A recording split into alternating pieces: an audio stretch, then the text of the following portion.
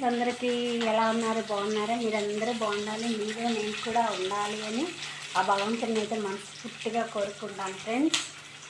ఇవాళ వీడియో అయితే ఈ కూర అయితే అస్సలు ఇష్టం ఉండదు నాకు. ఎందుకంటే దాని స్మెల్ వల్ల, దాని స్మెల్ అస్సలు నచ్చదు, నాకు అస్సలు ఇష్టం ఉండదు.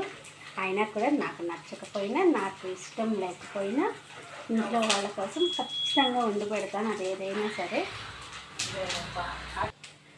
అదే క్యాప్సికమ్, అదేనండి, ఇలాగా ఉంటుంది పచ్చిమిరపకాయ, మంట ఉండదు క్యాప్సికమ్.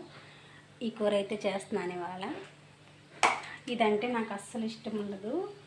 టేస్ట్ అయితే చాలా బాగుంటుంది, కానీ ఈ స్మెల్కి అయితే అస్సలు తినబుద్ధి కాదు నాకు. అందుకని నేను ఎందుకన్నా ఈ కూరని అయితే ఇష్టపడను. నేను తినకపోయినా సరే ఇంట్లో వాళ్ళకి మాత్రం వండి పెడతాను. వీడియోలోకి వెళ్ళిపోతే ఫ్రై అయితే పెడుతున్నాను ఫ్రెండ్స్. ఫస్ట్ అయితే పొయ్యి ముట్టించేసుకొని బండి అయితే పెట్టేసుకొని నాకు కావాల్సినంత నూనె అయితే వేసేసుకుంటున్నాను.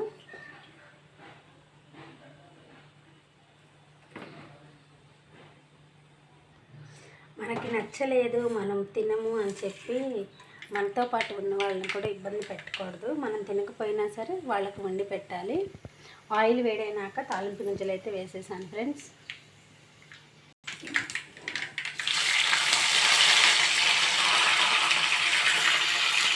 తాలింపు గింజలు కూడా ఫ్రై అయిపోయిన తర్వాత ఉల్లిపాయలు అయితే వేసేసాను. ఉల్లిపాయలు ఈ మాత్రం ఫ్రై అయిన తర్వాత ఇప్పుడైతే క్యాప్సికమ్ ముక్కలు అయితే వేసేస్తున్నాను.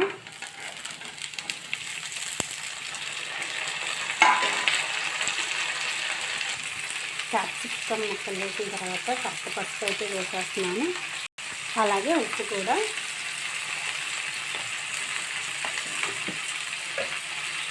ఇవి రెండు వేసిన తర్వాత బాగా అయితే కలుపుకోవాలి.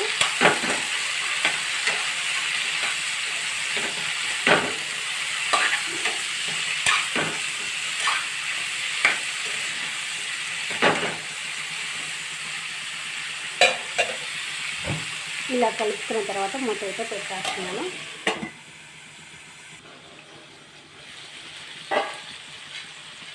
మధ్య మధ్యలో అయితే కలుపుకుంటూ ఉండాలి.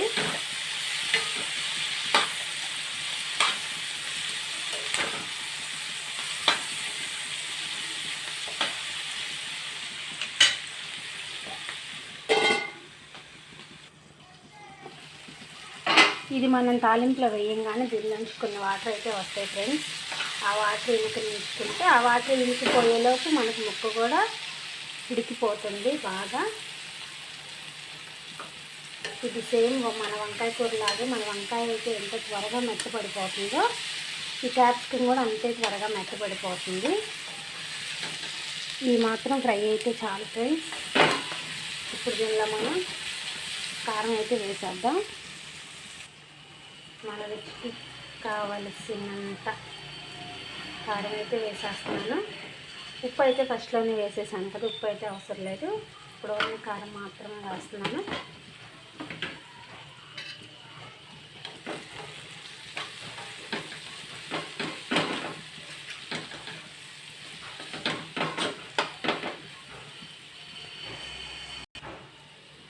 నెక్స్ట్ శనగపప్పు, కొబ్బరి, వెల్లుల్లి, జీలకర్ర, అలాగే రవ్వ కారం అయితే వేసేసి మిక్సీ కొట్టి పెట్టాను ఫ్రెండ్స్. శనగపప్పు, ఎండు కొబ్బరి, చిన్నుల్లిపాయ, జీలకర్ర ఇవి 3 మిక్సీ వేసేసి, ఇవి 4 మిక్సీ వేసేసి పెట్టేశాను.